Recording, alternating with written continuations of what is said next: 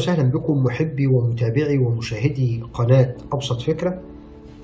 أتمنى تكونوا بخير جميعا، وأتمنى الفيديوهات اللي فاتت تكون بتنال إعجابكم، ويا ريت لو في أي حد ليه كومنت على أي فيديو يتكرم ويكتب في الكومنتات بتاعت الفيديو نفسه، لو بيستفسر عن حاجة معينة، لو هو شايف إن في حاجة معينة كانت المفروض تتعمل بطريقة تانية، لو في حتة مش واضحة في الشرح بتاعنا، في حتة محتاجة توضيح، لو فيه أي تعليق لحضراتكم يشرفني لحضراتكم تكتبوا في الكومنتات اللي انتوا عايزينه. لو في أي جهاز في البيت عند حضرتك محتاج نعمل أي حاجة عنه، عن عطل معين، عن طريقة تشغيله، عن كيفية استخدامه، عن ازاي نطول العمر الافتراضي بتاعه، أي حاجة، احنا مع بعض بإذن ربنا، وربنا يقدرنا ونكون عند حسن ظن حضراتكم دايما. النهارده إن شاء الله معانا سماعة بلوتوث. طبعا موضوع السماعه البلوتوث او الوايرلس بقى منتشر جدا في كل بيت وفي كل مكان، في مكتبه، في كافيه، في اي مكان بنلاقي دايما سماعه بلوتوث. ليه؟ هي بقت افضل وحاجه احدث وانجح بكتير من موضوع السماعه اللي كانت توصل بكابل، ونرجع نقول الاسلاك بتعلق، نسمع صوت مش ظريف، ما نسمعش صوت ستيريو، ونسمع صوت شوشره جامده بسبب الاهتزاز اللي بيحصل في الاسلاك، بسبب ان الجاكات نفسها ممكن تعلق، بسبب المدخل بتاع الجاك نفسه ممكن يعلق. فبالتالي دي تقنيه تعتبر عمليه جدا، وخاصه لما نختار حاجه براند كويس بتبقى يعني بيبقى الاداء بتاعها افضل بكتير طبعا من الحاجه اللي هي الشعب المتداوله في السوق حاليا. النهارده ان شاء الله معانا السماعه دي مش عايزه تشتغل، مش عايزه تفتح، لان المدخل اليو اس بي كويس ما فيهوش مشكله، الميكرو كارت الصغير، كارت النوم الصغير ما فيهوش مشكله، الاي اكس الزرار بتاعتها متثبته بشكل كويس، الزرار بتاع اون اوف متثبت بشكل كويس، كله تمام ما عدا المدخل بتاع الدي سي اللي هو المدخل بتاع الشاحن او المدخل بتاع الباور الخاص بالسماعه. انا مش قادر اشوف السوكت اللي بيركب فيه الشاحن، يعني انا لو معايا الشاحن مش قادر اشوف المكان اللي بيركب فيه السوكت نفسه بتاع الشاحن. طيب هنبتدي مع بعض نبص بالراحه كده نشوف هتتفك ازاي السماعه معانا، ونخلينا واحده واحده ونمشي كالمعتاد، نبتدي نعمل عمليه الفحص مع بعض، وان شاء الله هنوصل للعيب ويبقى عيب بسيط ونحله مع بعض زي كل مره، ونستفاد ونتعلم مع بعض، ونعرف ايه مكونات السماعه البلوتوث، نعرف ايه الاجزاء الداخليه اللي ممكن نفحصها، ايه المشاكل اللي ممكن تكون موجوده في السماعه ينفع ان احنا نعالجها بنفسنا. طيب لو بصينا نلاقي في ستيكر هنا بيبقى على القاعده، بتكلم عن النوع ده، يعني في ستيكر على القاعده، الستيكر ده هنلاقي ان فيه 4 مسامير بيبقوا تحت الستيكر، تمام؟ فاحنا بنقطع الستيكر قطع بسيط كده، وهنيجي نبتدي نفك ال4 مسامير بتوعنا.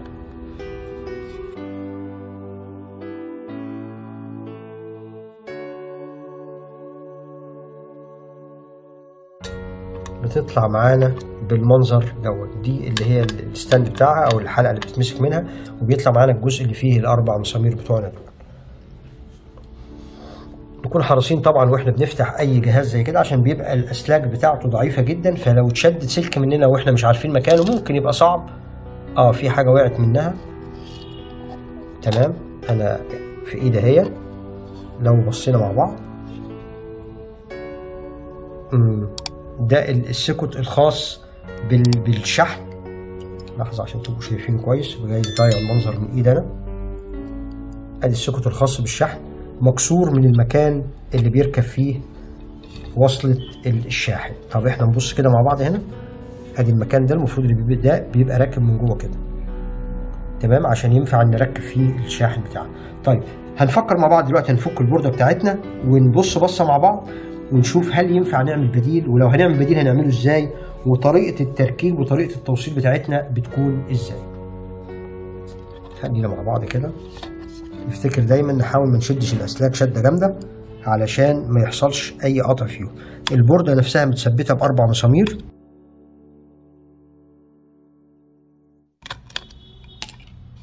وهنرفع البورده بتاعتنا بالراحه خالص كده، نطلع المسامير بتاعتنا، نبتدي نشيل المسامير بتاعتنا على جنب، ونبقى عارفين احنا حاطين حاجتنا ازاي وترتيبها ازاي. طيب لو الكاميرا بس تتكرم وتعمل فوكس هنا معانا، نبقى فاهمين ايه العطل الاول قبل ما نشتغل فيه. ادي السكوت اللي مكسور، السكوت اللي مكسور، السكوت الخاص بالشحن، باين المنظر، المفروض ده بيكون راكب متثبت هنا كده، طيب هو للاسف ان انا شايف ان المكان بتاعه نفسه مكسور، يعني مكان السيكوت نفسه مكسور في البوردة نفسها، فكده اعتقد هيصعب تركيب السيكوت ده تاني، فلازم نشوف حل بديل مع بعض. احنا كده هنبتدي نفحص مع بعض. احنا فصلنا كابل البطارية، البطارية للأسف فاضية خالص ما فيهاش أي كهرباء. أنا حاولت أديها يعني زقة بسيطة عشان تشحن، عشان أعرف أختبر بس الدنيا فيها إيه. طيب وعملنا يعني جرحنا الكابل اللي هو بتاع الماينس عشان نبقى شايفينه قدامنا ونعرف نقيس عليه. أول حاجة أنا عملتها، أنا جبت العدسة المكبرة وبدأت أفحص المكان المكسور. لحظة كده خلي التصوير اتجاه حضراتكم عشان تبقوا شايفين كويس. بدأت أفحص الاتجاه الجزء المكسور اللي كان فيه السيكوت بتاع الشحن. يعني ادي السيكوت بتاع الشحن ده المفروض اللي كان راكب هنا، وده المكان اللي مكسور بتاعه. معرفش في التصوير لو نعمل فوكس عليه نبقى شايفين الدنيا فيها ايه بالظبط كده. ده المكان المكسور زي ما احنا شايفين في التصوير. للأسف إن الخطوط العريضة الخاصة بالتوصيل مخلوعة من مكانها، فهيبقى صعب جدا إن احنا نلحم عليها السيكوت ده تاني. حتى لو جبنا سيكوت جديد وركب مش هيبقى الأداء بتاعه كويس، مش هيوصل الكهرباء بشكل جيد. طب إيه البديل اللي ممكن نعمله؟ احنا قبل ما نشتغل وقبل ما نعمل اي حاجه، انا شحنت البطاريه شحنه بسيطه خالص زي ما قلت، وجربت لقيت ان السماعه نفسها شغاله. فبالتالي احنا دلوقتي المشكله اللي بتقابلنا اللي هي توصيل سيكوت للشحن او توصيل بديل لسيكوت الشحن. طيب احنا عملنا حل بسيط خالص، ان احنا جبنا كابل بتاع شاحن عادي خالص ويكون بايظ عندنا مش بنستخدمه مش محتاجينه، وجيت بالطرفين بتوعه وجبت الطرف الموجب اللي هو البلس بتاعنا والطرف الماينس، ووصلت الاثنين دول دايركت على طول، البلس بالبلس والماينس بالماينس اللي خاصين بالبطاريه. تمام. ووصلت الشاحن وسبته 10 دقايق بالظبط لغايه ما البطاريه بدات تجمع عشان اعرف اكمل شغل واعرف اختبر الدايره دي كلها واختبر المذر بورد نفسها، اشوف هل فيها اي مشاكل تانية ولا هو الجزء بتاع السيكوت ده بس اللي بايظ. والحل ده ان احنا جبنا كابل بتاع شاحن وخدنا منه الماينس والبلس ووصلناهم دايركت على اسلاك البطاريه. ده هيبقى حل كويس وهتشتغل ومش هيبقى فيها اي مشكله. لو عايزين نجرب مع بعض دلوقتي حالا ممكن نجرب. يعني ادي مثلا ادي الشاحن بتاعنا، ادي طرف البلس على الطرف البلس والطرف الماينس على الطرف الماينس. كده احنا وصلنا الطرفين الماينس والبلس اللي جايين من التشارجر على طول، وينفع نشغل بيهم وتبقى شغاله دايركت. وده حل بديل كمان لو عند حضرتك سماعه زي دي او نوع مختلف والبطاريه بتاعتها بايظه، فينفع تشغل دايركت على طول على الاي سي او الكهرباء اللي هي المتردده بتاعت البيت العاديه خالص. طب الحل الثاني ان احنا نخلينا موصلين نفس الكابلات دي هي على اطراف البطاريه، نسيب اطراف البطاريه دول واصلين زي ما هم كده. لو احنا وصلنا كده ادي البطاريه بعد ما شحناها حبه بسيطه اشتغلت، وهنكمل كونكت عليهم بالكابلات بتاعه التشارجر علشان نضمن ان احنا بنشحن البطاريه. طب هتقولوا ليه ما عملتش الحل ده؟ اول حاجه لو انا وصلت دايركت الشاحن على البطاريه على طول، انا كده ما عملتش وظيفه دايره الشحن، فبالتالي الشاحن هيفضل يغذي البطاريه بشكل مستمر بالكهرباء. ده هيحصل ان البطاريه نفسها هتبوظ، هتاكسد من جوه. ليه؟ احنا ما وقفناش الشحن. المفروض ان البطاريه اول ما الكباستي بتاعها يكتمل، الدايره الالكترونيه الخاصه بالشحن بتعمل يعني كات اوت، اللي هو زي الدايره اللي في العربيه، ان احنا مجرد ما الدينامو بيطلع كهرباء للبطاريه او البطاريه تكتفي، الدينامو بعد كده وظيفته بتتلغي، ما ينفعش يدي كهرباء تاني للبطاريه. فدايره الشحن دي هي وظيفتها كده. يبقى احنا عايزين دلوقتي هنفحص مع بعض ونوصل للطرف الماينس والطرف البلس اللي في القاعده دي او اللي في المذر بورد نفسها، ونحاول ان احنا نوصل عليهم، وبعدين نشوف هنكمل شغلنا ازاي على اساس ان احنا نشغل الشحن بدايره الشحن الاصليه بتاعه السماعه اللي معانا. احنا مشينا مع المسار بتاع البورده لغايه ما وصلنا للطرف الماينس اللي المفروض راكب عليه السيكوت اللي احنا لغيناه وهنستبدله بالكابل دلوقتي حالا. هيبقى هنا الطرف الماينس وده هيبقى الطرف البلس نفسه. احنا هنا لما لقينا ان هنا في كسر في كسر في الخط نفسه. عملنا ايه؟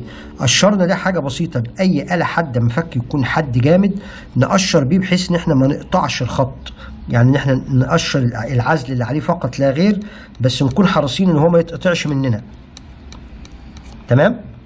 ما يتقطعش مننا. هنبتدي هنا نوصل الطرف البلس بالحته اللي احنا قشرناها دي، وهنبتدي نوصل الطرف الماينس بالجزء الخلفي دون. خلينا مع بعض. احنا جبنا كابل عادي بتاع شاحن يكون مش محتاجينه، السيكوت اللي قدام بتاعه بايظ بيعلق او حاجه مش بنستخدمها، هناخد منه وصله اليو اس بي بس. لغينا الطرفين اللي موجودين اللي هم بتوع الداتا، وخدنا منه طرفين الباور فقط لا غير، الماينس والبلس.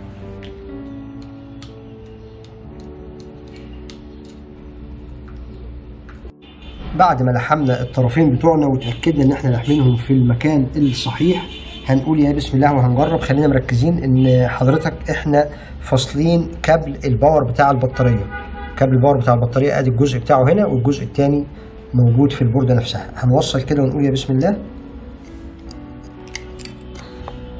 كده الشحن اشتغل، اللمبة الأحمر دي الخاصة بالشحن اشتغلت، والسماعة نفسها اشتغلت تمام. يبقى احنا كده اتأكدنا ان التوصيلات بتاعتنا سليمة وبشكل صحيح، وبالتالي احنا كده استغلينا دايرة الشحن الخاصة بالسماعة نفسها. وهنشوف دلوقتي واحنا بنقفل مع بعض هنأمن نفسنا ازاي بالكابل ده نفسه بحيث ان هو ما يعملش اي مشكلة في التقفيل بتاعنا. نوصل كابل البطارية مع نتأكد ان دايرة الشحن شغالة بشكل كويس.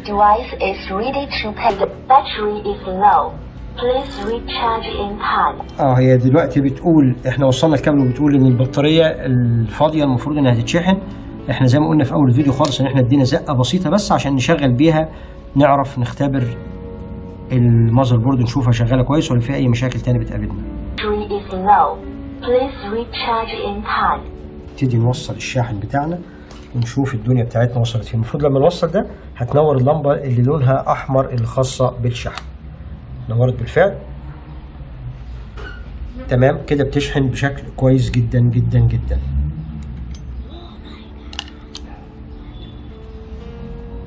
هنبتدي نقفل مع بعض دلوقتي ونشوف حركة الكابل ده هتبقى ازاي، وهنعرف نستغل التوصيلات دي بتاعتنا ازاي في التقفيل الصحيح من غير ما الكابل ده يفصل في اللحامات بتاعته.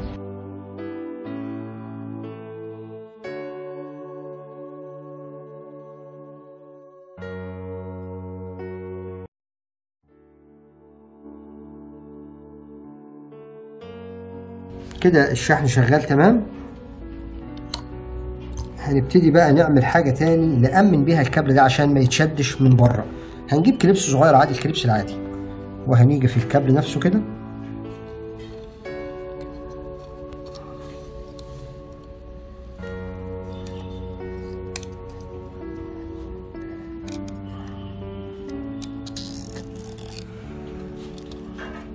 بصوا. انا هاجي همشي كده لغاية قبل المخرج بتاعه وهروح رابط الرباط الجامد عليه.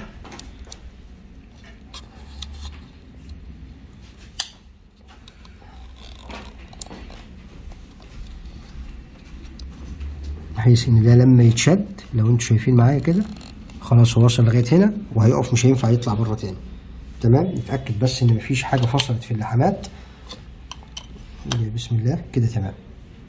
يبقى ده كده بس عشان يبقى ده تأمين للكابل ده ان هو ما ينفعش يتشد من جوه تاني. وهنقص دي طبعا.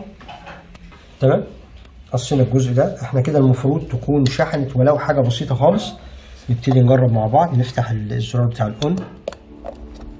The Bluetooth device is ready to pair. وشكوا حلو علينا كالعادة واشتغلت تمام بدون أي مشاكل. هنبتدي بعد كده نربط الجزء الخلفي. نفتكر دايما الستاند دي أو المقبض أو العليقة أو وات ايفر يعني زي ما تكون اسمها، وهننزل دول مكانهم كده ونبتدي نربط الأربع مسامير بتوعنا. أشكركم جزيلا وأتمنى الفيديو يعجبكم، وآسف لو كنت طولت عليكم شوية. واللي يعجبه الفيديو يا ريت يتكرم علينا ويعمل لايك، واللي مش مشترك معانا في القناة يا ريت يشترك معانا في القناة. ولو ليكم أي تعليق، لو في أي ملحوظة، لو في أي سؤال، يشرفني كتابة حضراتكم لينا. نهاية كل فيديو بتأسف جدا لو الفيديو ده ما كانش مهم بالنسبة لحضرتك، ممكن يكون مهم بالنسبة لحد تاني. يا ريت تساعدنا وتشير الفيديوهات بتاعتنا عشان توصل لناس اكتر واكتر واكتر، جايز تكون سبب فايده لحد معين.